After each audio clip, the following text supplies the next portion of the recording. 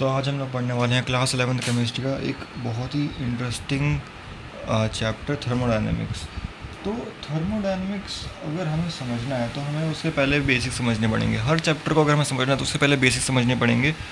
पर इस चैप्टर में पहले तो बहुत सारे बेसिक्स, अगर आप 4-5 पेज एनसीईआरटी में देखेंगे तो 4-5 पेज बेसिक ही बेसिक है। जैसे कि सिस्टम सराउंडिंग है, टाइप ऑफ सिस्टम है, बहुत अलग अलग तरीके के फंक्शन है। पर इन बेसिक्स को भी समझने से पहले हमें समझना पड़ेगा थर्मोडायनेमिक्स एक्चुअली में है क्या।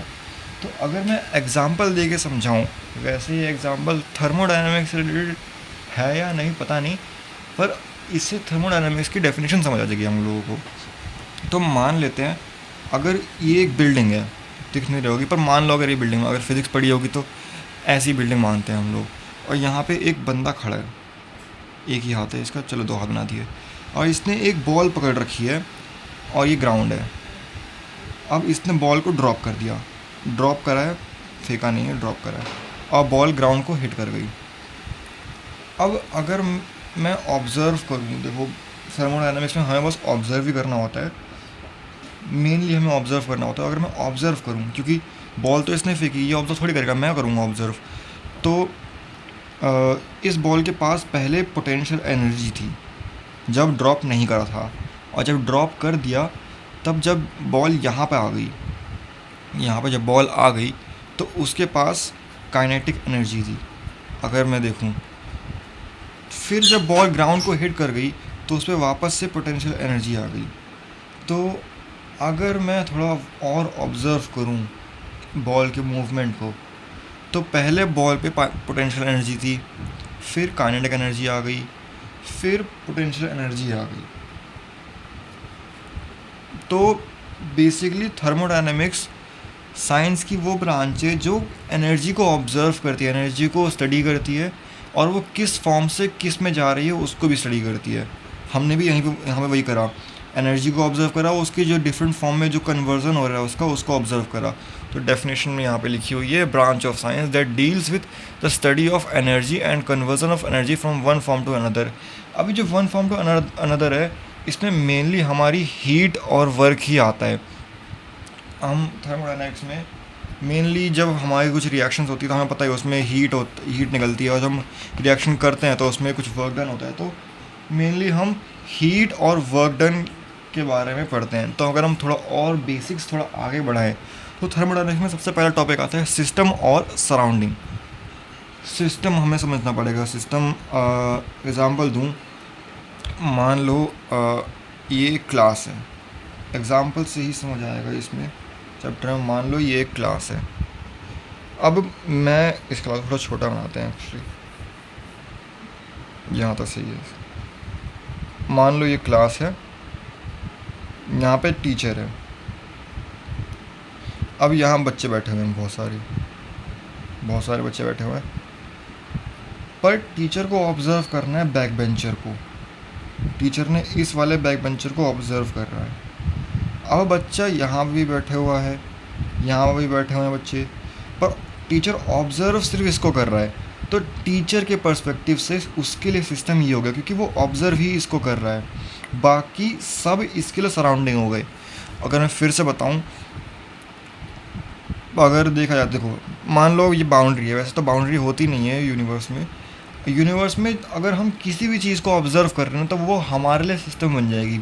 जैसे ये टीचर इसको ऑब्ज़र्व कर रहा है तो टीचर के लिए ये सिस्टम हो गया, और इसको छोड़ के बाकी सब ये सब इसके लिए सराउंडिंग हो गए। सिस्टम को छोड़ के सब सराउंडिंग होते हैं, और हम जिसको ऑब्ज़र्व कर रहे हैं, जिस यूनिवर्स में हम जिस चीज़ को ऑब्ज़र्व कर रहे हैं वो सिस्टम होता है हमारा। और सिस्टम और सराउंडिंग को सेपरेट करती है कोई बाउंड्री, वो कोई इमेजिनरी बाउंड्री भी हो सकती है, या फिर अगर हम पढ़ेंगे कंटेनर है, मान लो ये कंटेनर है, इसके अंदर पानी भरा हुआ है, मैं इसको ऑब्ज़र्व कर रहा हूँ तो मेरे लिए ये सिस्टम हो गया। अब ये बाउंड्री जो बन रखी कंटेनर की, ये फिज़िकल है। अब मान लो जैसे यहाँ पे कोई फिज़िकल बाउंड्री तो नहीं थी ना, मैंने बस मान लिया कि मेरे लिए ये सिस्टम है, पर यहाँ पे फिज़िकल बाउंड्री है, और ये हमारा पूरा यूनिवर्स है, और ये मेरे लिए सिस्टम है। तो फिज़िकल बाउंड्री भी होती है और इमेजिनरी बाउंड्री भी होती है, बस काम एक ही है कि सिस्टम और सराउंडिंग को अलग करना है। तो अगर मैं एक डेफिनेशन लिखूं तो यहाँ पे एक छोटी सी, पर अगर हमें समझनी है डेफिनेशन तो यही है कि ऑब्जेक्ट जो ऑब्जर्व हो रहा है उसे हम सिस्टम कहते हैं, और सिस्टम को छोड़ के बाकी जितनी भी चीज़ हैं वो हमारी सराउंडिंग आती है। अब हमें सिस्टम के बारे में थोड़ा और पढ़ना है क्योंकि ये हमारे बहुत काम आएगा। तो हमारा नेक्स्ट टॉपिक आया था टाइप्स ऑफ सिस्टम। तो मैं एक एग्ज़ाम्पल देता हूँ। मान लो ये हमारी एक चाय का कप है, कप ऑफ टी। इसके अंदर चाय भरी हुई है मेरी, मान लो चाय भरी हुई है। अब मैंने यहाँ पे कोई कवर नहीं कर रखा। हम जनरली कर देते हैं ना, कवर कर देते हैं चाय को जिससे वो गर्म ही रहे, वो मतलब हम कुछ कवर कर देते हैं, उसके बारे में बताऊँगा लॉजिक आगे। हम उसे कवर कर देते हैं। तो अब मैं देखूँ, मैं ऑब्ज़र्व कर रहा हूँ, जैसे मैंने वहाँ पे बॉल वाला ऑब्ज़र्व करा था ना, वैसे यहाँ पे ऑब्ज़र्व कर रहा हूँ। तो मान लो मैंने गरम गरम चाय एक टेबल पे रखी हुई है। अब मैं 10 मिनट बाद आता हूँ तो मैं क्या क्या चीज़ ऑब्ज़र्व करूँगा। सबसे पहले तो चाय ठंडी हो गई होगी, यानी कि चाय ठंडी हो गई होगी यानी कि इसके अंदर से हीट का ट्रांसफ़र हुआ होगा। मैं ऐसे नहीं लिखूँगा, छोड़ो इसे, ऐसे नहीं लिखेंगे हम, यहाँ पे ऑब्ज़र्वेशन करके लिखेंगे, ठीक है। ऐसे ज़्यादा अच्छा समझ आएगा। मान लो यहाँ से पहले ऐसे, यहाँ से ऐसे जब वो वेपर निकलते हैं ना, जब निकलते हैं, तो अगर जब मैं 10 मिनट बाद आऊँगा तो मैं देखूँगा सबसे पहले तो इसमें हीट का एक्सचेंज होगा, यानी हीट निकल गई होगी, ठंडी हो गई होगी, तो यानी कि इसके अंदर हीट का एक्सचेंज हुआ है। तो मैं यहाँ पे लिख सकता हूँ मैं हीट का एक्सचेंज हुआ है। दूसरा मैं देखूँगा, अगर आप बहुत ही पास से ऑब्ज़र्व करोगे तो चाय की क्वांटिटी थोड़ी सी ही कम हुई हो, पर कम ज़रूर होगी। तो हमारा दूसरा होता है कि हमारा मैटर भी एक्सचेंज हुआ है, मैटर भी एक्सचेंज हुआ है। तो ऐसा सिस्टम जिसमें हीट और मैटर दोनों एक्सचेंज होते हैं उन्हें हम कहते हैं ओपन सिस्टम। इस सिस्टम को मैं कहता हूँ ओपन सिस्टम। एक बार फिर से बोलते हैं, जब ओपन सिस्टम होता है हमारा, तब हमारी हीट और मैटर एक्सचेंज होता है, दोनों ही एक्सचेंज होते हैं। ये टर्म हमारे लिए बहुत इंपॉर्टेंट है। हीट और मैटर जब दोनों एक्सचेंज होते हैं तब ओपन सिस्टम होता है। अब मैं सेम एग्जांपल लेता हूँ, पर इससे मैं दूसरा सिस्टम बना दूँगा। मान लो मेरे पास फिर से एक कप ऑफ टी है, मैं बहुत चाय पीता हूँ तो एक और चाय बना ली मैंने, वापस इसके अंदर चाय भरी हुई है, पर इस बार मैंने ना इसमें कवर कर दिया। मैंने इसको एक क्या बोलते हैं उसे, लिड लगा दी। मैंने लिड लगा दी तो ये कवर हो गया। अब जब मैंने इसमें लिड लगा दी तो इसमें से जो वेपर होता है ना वो बाहर नहीं निकल पाएंगे। तो जब हम अगर ध्यान से देखें, जब वेपर होते हैं तो वाटर वेपर होता है, यानी कि मैटर का एक्सचेंज होता है। पर अगर मैं ऑब्ज़र्व करूँ यहाँ पे, तो सबसे पहले यहाँ पे हीट का एक्सचेंज तो होगा। आप 10 मिनट बाद देखना, लिड लगाने के बाद भी चाय ठंडी होगी ही, थोड़ी होगी पर होगी ठंडी। तो मैं वापस से भी लिखूँगा हीट का एक्सचेंज होता है। हीट को मैं, चलो हीट को क्यू लिखते हैं, तो मैं क्यू लिख देता हूँ, क्यू का एक्सचेंज होता है। दूसरा, इस बार मैटर का एक्सचेंज नहीं हुआ क्योंकि मैंने लिड लगा दी थी, तो वाटर वेपर जो भी होते हैं, जो इसका वाटर होता है, वो सराउंडिंग में जा ही नहीं पाया। तो मैं यहाँ पे लिख सकता हूँ कि मैटर का एक्सचेंज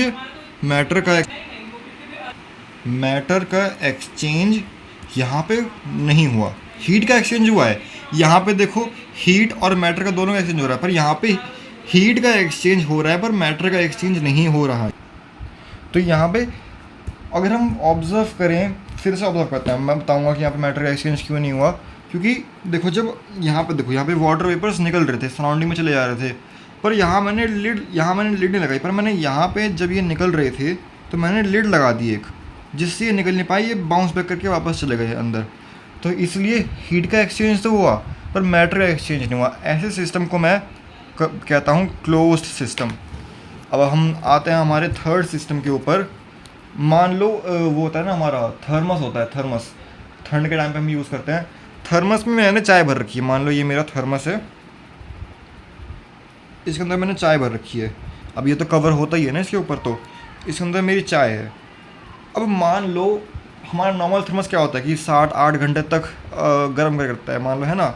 नॉर्मल थर्मस क्या होता है, नॉर्मल अगर हम कंडीशन देखें तो 7-8 घंटे तक ये कंटिन्यू कर सकता है। पर मैंने एक कंडीशन लगा दी इसके ऊपर, थियोरेटिकल कंडीशन है पर मैंने लगा दी कि मान लो इसमें से कभी भी हीट नहीं जाएगी, इन्फिनाइट टाइम तक हीट रहेगी इसके अंदर। तो ऐसे सिस्टम में देखो, अगर मैं ऑब्ज़र्व करूँगा, सबसे पहली चीज़ मुझे 2 चीज़ें ऑब्ज़र्व करनी है, हीट और मैटर को ऑब्ज़र्व करना है। मैं यहाँ भी ऑब्ज़र्व करता हूँ हीट और मैटर को। पहला, मैटर एक्सचेंज होगा? नहीं होगा, क्योंकि यहाँ पे कवरिंग लग रखी है, तो मैटर तो एक्सचेंज हो ही नहीं पाएगा, तो मैटर का एक्सचेंज नहीं हुआ। दूसरा, हीट, मैंने पहले ही कंडीशन लगा दी कि हीट एक्सचेंज नहीं ही होगी। जब हीट एक्सचेंज नहीं होगी तो मैं लिख सकता हूँ यहाँ पे कि हीट एक्सचेंज नहीं होगी। तो ऐसा सिस्टम जिसमें मैटर और हीट दोनों ही एक्सचेंज नहीं होंगी, उसे मैं कहूँगा आइसोलेटेड सिस्टम। ये थ्योरेटिकल कॉन्सेप्ट है, क्योंकि हीट तो एक्सचेंज होती ही है, पर हम एक सिस्टम ऐसा मानते हैं, होता नहीं है, बन सकता है पर मानते नहीं हैं, मतलब मानते हैं हम इसको, बस थ्योरेटिकल कॉन्सेप्ट मानते हैं इसको बस हम। तो अगर मैं डेफिनेशन लिखूं तो मैं लिख सकता हूं कि ओपन सिस्टम वो सिस्टम होता है जिसमें हीट और मैटर दोनों एक्सचेंज होते हैं। क्लोज सिस्टम जिसमें हीट एक्सचेंज होती है पर मैटर नहीं होता, क्योंकि हमने लीड लगा दी थी उस पर, तो मैटर जो वाटर वेपर होता है वो जा नहीं पाते हैं। आइसोलेटेड कोई एक्सचेंज नहीं होता है। तो ये हमारा टॉपिक हो गया। अब हम आते हैं हमारे 2 टॉपिक पे जो कि बहुत बेसिक है पर बहुत काम आएंगे, स्टेट फंक्शन और पाथ फंक्शन। अब ये फंक्शन होते क्या हैं, सबसे पहले हम पढ़ेंगे स्टेट फंक्शन। तो समझने के लिए मैं एक एग्ज़ाम्पल देता हूँ। मान लो गर्मी की छुट्टियाँ पड़ी हैं, आप जा रहे हो माउंटेन हाइकिंग पे, गर्मी की छुट्टियाँ पड़ी हैं, माउंटेन हाइकिंग पे जा रहे हो, ऐसी बनता है कुछ ना कुछ। तो अब आप चाहो, चलो माउंटेन हाइकिंग पे छोड़ो, वैष्णो देवी जा रहे हो, मान लो अगर आप गर्मी की छुट्टियाँ पड़ी हैं, वैष्णो देवी जा रहे हो, तो वहाँ जाने के 2 रास्ते होते हैं। मान लो अगर ये जो मेन जगह है ये है, आप या तो यहाँ से चल के जाओगे, है ना, यहाँ से चल के जाओगे यहाँ पे, या तो आप हेलीकॉप्टर कर लोगे। मान लो हेलीकॉप्टर है मेरा, ठीक है, कि मान लो कुछ ना कुछ तो हेलीकॉप्टर है मेरा, इतनी ड्राइंग अच्छी होती तो मैं यहाँ नहीं होता, है ना।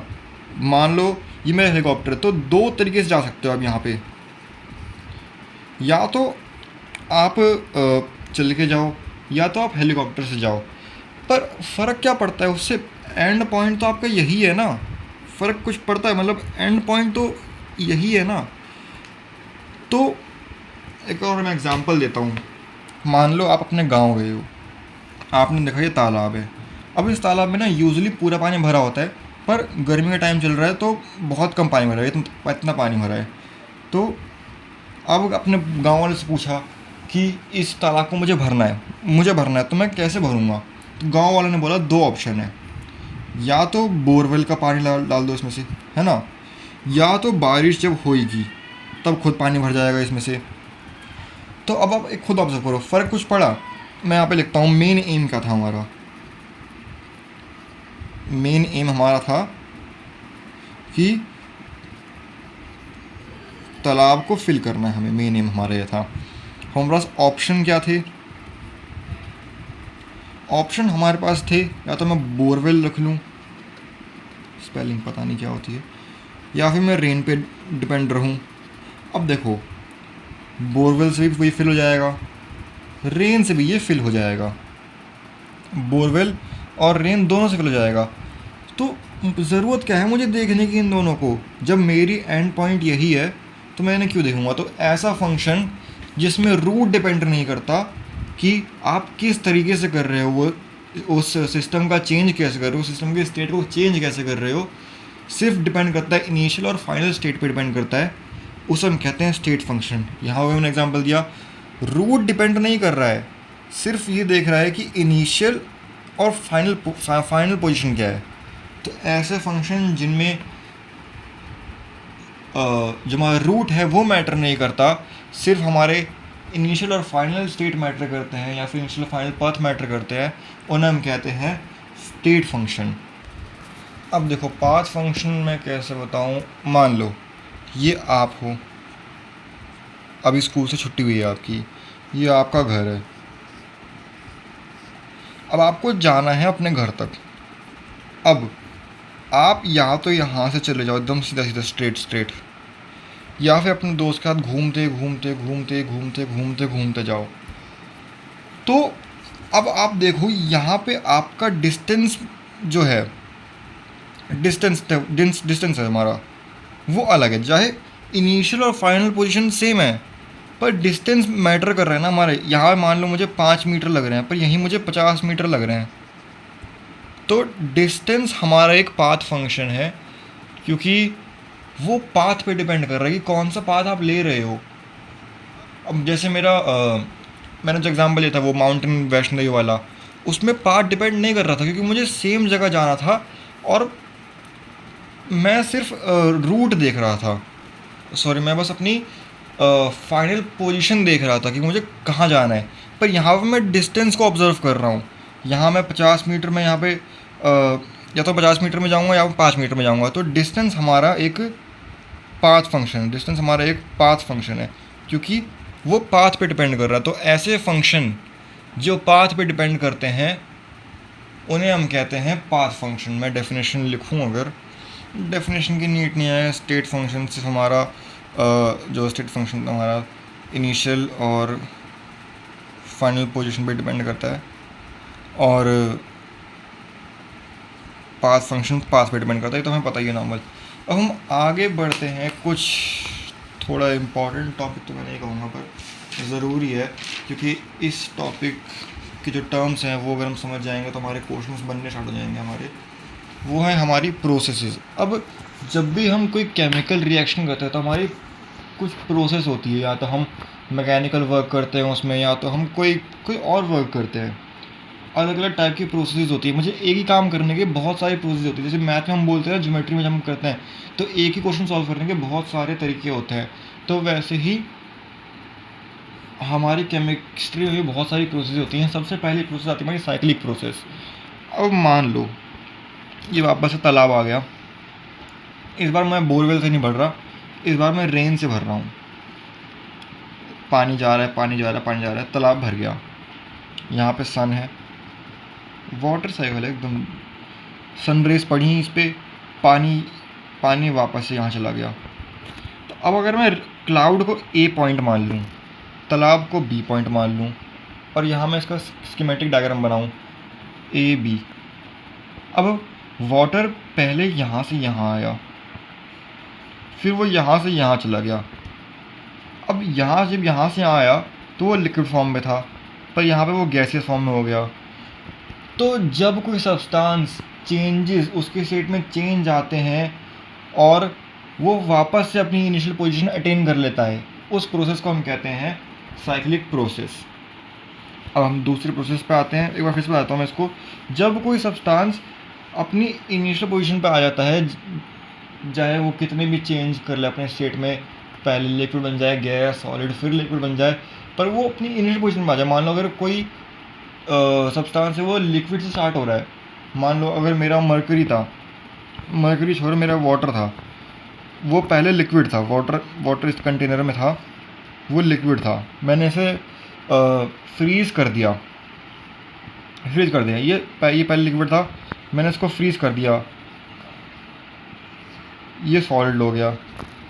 मैंने इसको, अब ये सॉलिड था ना, मैंने इसको हीट करा तो ये वापस से लिक्विड में आ गया। तो देखा जाए तो ये वापस से अपनी नॉर्मल फॉर्म में आ गया ना। तो ऐसी प्रोसेसेस जिनमें इनिशियल पोजीशन सब्सटेंस अटेन कर लेता है उन्हें हम कहते हैं साइक्लिक प्रोसेस। अब हम आगे आते हैं हमारी दूसरी प्रोसेस, रिवर्सिबल और इरिवर्सिबल। मान लो एक कंटेनर है, इसके अंदर मैंने CaCO3 डाला है।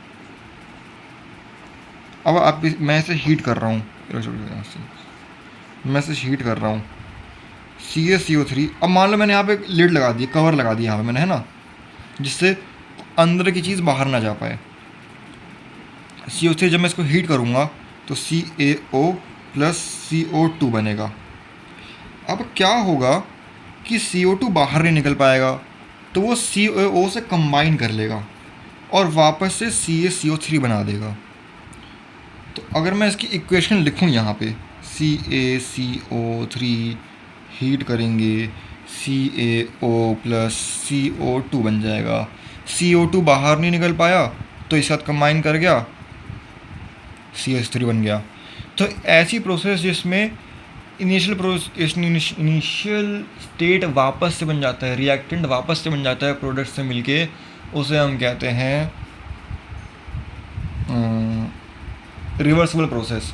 और रिवर्सिबल प्रोसेस बहुत ही स्लो होती हैं क्योंकि इनमें पहले रिएक्टेंट टूटता है, फिर प्रोडक्ट बनता है, फिर वो प्रोडक्ट वापस से कंबाइन होता है। पर अगर हम दूसरी जगह आएँ, वापस से मैं CaCO3 लूँगा, CaCO3 लूँगा, इसको हीट करूँगा। इस बार मैंने कवर नहीं लगाया, ये जो कवर लगाया था यहाँ पर मैं, इस बार मैंने कवर नहीं लगाया। CO2 को बोला जा अपनी जी ले ज़िंदगी, CaO+CO2, CO2 बाहर निकल गया। ये किसी से रिएक्ट नहीं कर पाएगा तो CaO बन जाएगा, CO2 बाहर निकल गया। फिर मैं इसकी अगर वो लिखूँ इक्वेशन, CaCO3 हीट करा, CaO+CO2, इस बार CO2 बाहर निकल गया, CO कंबाइन नहीं कर पाया। तो जब कंबाइन ही नहीं हुआ तो वापस से ये तो गलत हो जाएगा। तो ये वन साइडेड प्रोसेस है। तो ऐसी प्रोसेस जिसमें प्रोडक्ट से मिलके रिएक्टेंट वापस ना बने, उसे हम कहते हैं इरिवर्सिबल प्रोसेस। और इरिवर्सिबल प्रोसेस बहुत फास्ट होती है क्योंकि इनमें कुछ कंबाइन थोड़ी कर रहा है, सिर्फ टूट रहा है, निकल जा रहा है। तो ये हमारी दूसरी प्रोसेस हो गई। अब तीसरी आते हैं हम आइसोथर्मिक। अब जो सारी प्रोसेस चलेंगी वो बहुत ही डेफिनेशन बतानी है उनकी, मतलब 5 मिनट का और थोड़ा सा बोलना है, फिर ये लेक्चर ख़त्म। आज का लेक्चर नहीं बोलूँगा, वीडियो बोलूँगा। अब हमारी आती है आइसोथर्मिक। अब कुछ प्रोसेस होती है ना जिनमें हमारा टेम्परेचर कांस्टेंट रहता है। अब आप एक चीज़ को हीट करोगे, एक टाइम के बाद उसमें टेम्परेचर कांस्टेंट हो जाता है। तो जब मान लो हमने किसी चीज़ को हीट कर रहे हैं और हमने कांस्टेंट टेम्परेचर पे उसको हीट करे जा रहे हैं, कांस्टेंट टेम्परेचर पे हीट करे जा रहे हैं, तो टेम्परेचर कांस्टेंट हो गया। यानी कि अगर मैं इनिशियल टेम्परेचर निकालूंगा उसका तो T1 हो जाएगा, और फाइनल टेम्परेचर निकालूंगा T2 हो जाएगा। T2 minus T1 equals to 0 है, यानी कि डेल्टा T इक्वल्स टू 0। तो ऐसी प्रोसेस जिसमें टेम्परेचर कांस्टेंट रहता है उन्हें हम कहते हैं आइसोथर्मिक। इनमें डेल्टा T0 होता है। ये चीज़ काम आएगी आगे जाके, ये बहुत सारे क्वेश्चन में आता है। फिर हमारा आता है आइसोबारिक। बार से हम समझें तो प्रेशर होता है, यानी कि इसमें प्रेशर कांस्टेंट रहता है, तो यानी कि डेल्टा P0 हो जाएगा। एक्सप्लेनेशन मैंने यहाँ पर दी थी तो मैं अब सीधे से लिख रहा हूँ यहाँ पे। अब हमारा आता है आइसोकोरिक। आइसोकोरिक है या क्रोनिक है, मेरे हिसाब से कोरिक ही है। इसमें हमारा वॉल्यूम कांस्टेंट रहता है तो डेल्टा V0 हो जाता है। अब हमारा आता है अडायाबेटिक। मुझे पता नहीं मैंने प्रोनाउंसिएशन सही बोली नहीं बोली, अडायाबेटिक। इसमें हम एक सब्सटेंस को हीट कर रहे हैं पर एक कांस्टेंट हीट कर रहे हैं, मतलब जो हम हीट कर रहे हैं वो हीट कांस्टेंटली ही दे रहा है उसको, ऐसा नहीं कि अभी ज़्यादा दे दी अभी कम दे दी। तो हमारा हीट हम कांस्टेंट देते रहते हैं उसको, इसमें हीट कांस्टेंट रहती है और बाकी सारे वेरिएबल चेंज होते रहते हैं। तो आइसोथर्मिक जिसमें टेम्परेचर कांस्टेंट है, आइसोबारिक जिसमें प्रेशर कांस्टेंट है, आइसोकोरिक जिसमें वॉल्यूम कांस्टेंट है, अडायाबेटिक जिसमें हीट कांस्टेंट है, बाकी सारे वेरिएबल चेंज हो रहे हैं। इनमें भी बाकी सारे वेरिएबल चेंज हो रहे हैं, बस ये कांस्टेंट है। तो आज इतने टॉपिक पढ़ेंगे, ये हमारा बेसिक हो गया थर्मोडायनेमिक्स का। अगले लेक्चर में हम बहुत ज़्यादा इम्पोर्टेंट डेरिवेशन करने वाले हैं वर्क की, जिसमें जो पक्का एग्ज़ाम में आती है। इस चैप्टर में 4 डेरिवेशन है, एक डेरिवेशन पक्का आती है एग्ज़ाम में, और शायद से कुछ एक क्वेश्चन भी करेंगे।